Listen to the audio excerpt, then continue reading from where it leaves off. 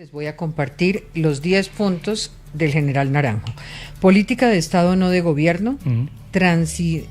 Pasar de una estrategia a 12 años regulada por una ley estatutaria, evitando que la seguridad se reinicie y cambie de rumbo cada vez que cambia el gobierno.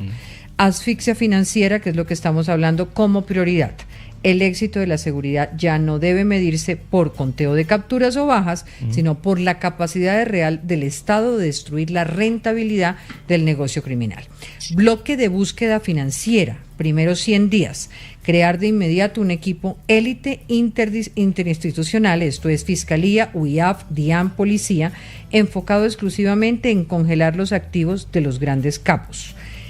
Control de nodos logísticos, primeros 100 días también, concentrar las capacidades de la fuerza pública en los cuellos de botella geográficos donde confluyen las economías criminales como puertos, fronteras y corredores fluviales. ¿Se acuerdan que le pregunté durante la mañana cuáles serían esos tres grandes áreas para los primeros 100 días de gobierno? Pues aquí están incluidas.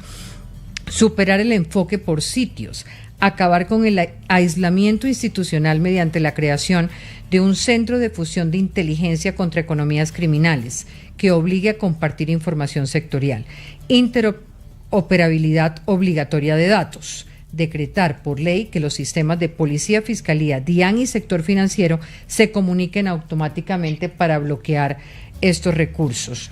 Extinción de dominio express, y tenemos la legislación.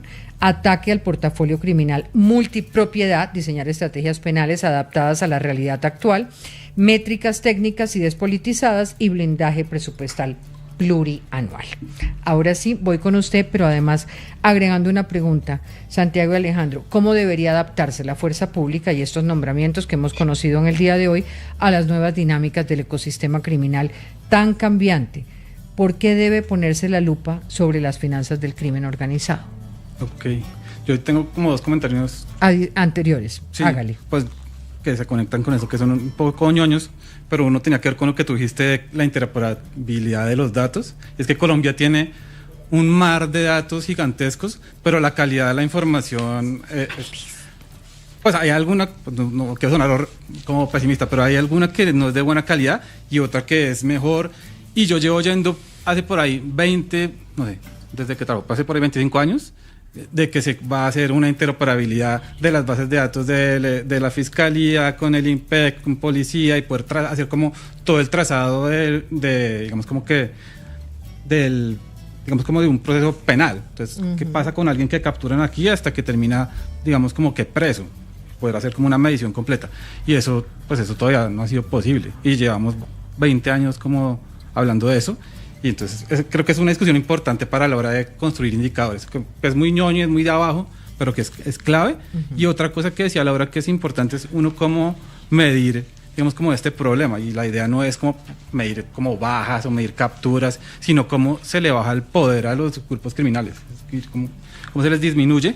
Y ahí creo que más que discutir uno como una batería de indicadores, como cuáles se chulean, como una lista de chequeo, es también como una mirada como un poco como más completa del fenómeno. Entonces hay ejemplos que siempre ponen, y es si uno mira, por ejemplo, solo tasa de homicidio, puede que haya un grupo que tenga control sobre esa zona total, y el homicidio sea bajo, precisamente porque... es que hemos tenido épocas en las que en muchísimas ciudades la baja de homicidios es sustancial, pero la extorsión está totalmente disparada. O es un pacto criminal. O es una domesticación del crimen. Que dice Mantilla. Gran concepto, ¿no? O por ejemplo hay control de un mercado legal. Entonces tú puedes ver datos, por ejemplo, de la cebolla junca en ciertas ciudades en donde... La Inmaculada de Tuluá.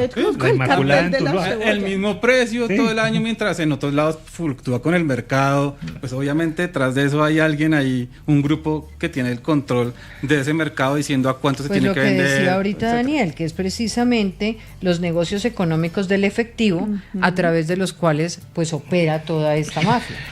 Que hay algo que hemos venido mencionando en el día de hoy es cuál es el rol del sector privado. Y hablamos un poco de debida diligencia. Ahora vamos para allá porque le quiero preguntar a Santiago precisamente la adaptación de la fuerza pública a las nuevas dinámicas del ecosistema criminal. Diana, muchas gracias. Yo coincido con mis colegas Yo creo que lo primero que tiene, digamos, cambio de visión que deberíamos tener nosotros es entender estas organizaciones como empresas. Al final son negocios. Nosotros todavía tenemos mucho la idea de grupos insurgentes y contrainsurgentes que hoy no existen en Colombia. Hoy son empresas dedicadas a extraer rentas principalmente ilegales. Lo segundo es que el principal activo de estas organizaciones es el control territorial, porque el control territorial es lo que les permite extraer rentas. Entonces ahí, como mencionaba Laura ahorita, pues lo que tenemos que medir es eso. Desafortunadamente hoy no lo hacemos. Nosotros lo hemos hecho en Medellín para tratar de medir, por ejemplo, quién es la autoridad en los barrios de Medellín en asuntos de justicia y seguridad. Y lo que hemos encontrado en una ciudad como Medellín, que es relativamente sofisticada, es que más o menos 2/3 partes de los barrios es un combo, una pandilla de barrio la que ejerce este tipo de autoridad. Yo no me imagino esto como es en Turbo, en Buenaventura, en Tumaco o en muchos otros municipios. Ahora, ¿cómo se puede hacer esto de manera más, digamos, inteligente? Por ejemplo, incorporando este tipo de preguntas en encuestas como la gran encuesta entregada a hogares del DANE. Ahí preguntamos sobre empleo, tenemos una muy buena medida de empleo, sabemos cómo responder en las políticas de empleo, pero no sabemos cómo responder a las políticas de seguridad, porque lo único que medianamente medimos son los homicidios. Y como mencionaban ahorita, los homicidios no nos dicen la verdad. En el Valle, en Antioquia, por ejemplo, las dos subregiones con la tasa de homicidio más baja son el Valle de Aburrá, que es fundamentalmente por acuerdos entre organizaciones criminales que vienen desde 2012, y Urabá, que es fundamentalmente un monopolio del Clan del Golfo. Entonces, esto no nos dice nada si el homicidio está subiendo o bajando.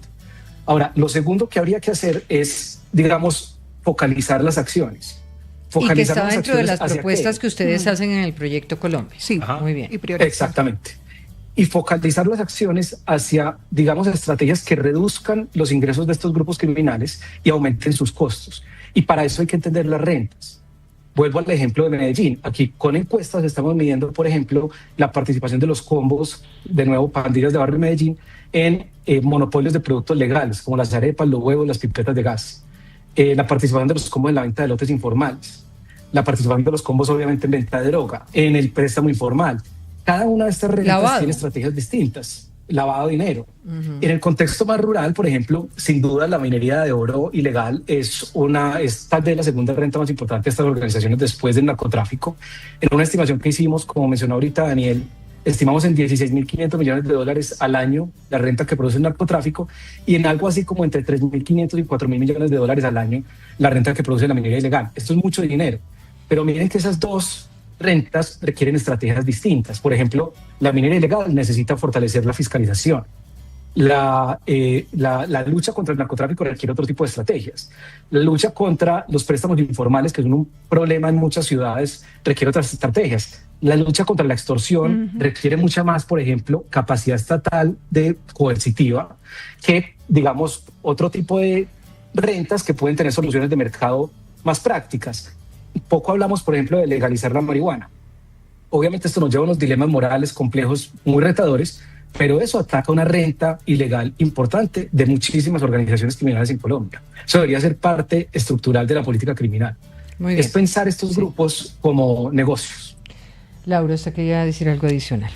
Sí, es que retomando lo que dice Santiago, nosotros recientemente, además inspirados en un trabajo que hizo Santiago con Valor Público, en el que la AFID, intentamos como acercarnos mediante grupos focales a la extorsión en Bogotá. Entonces, ahí porque esa es otra de las propuestas, es territorialización y entender también los fenómenos locales y territoriales de manera distinta. Cuando empezamos a ver la extorsión en Bogotá, digamos, hay 2 corredores plenamente identificados, pero la policía no actúa si no es flagrancia.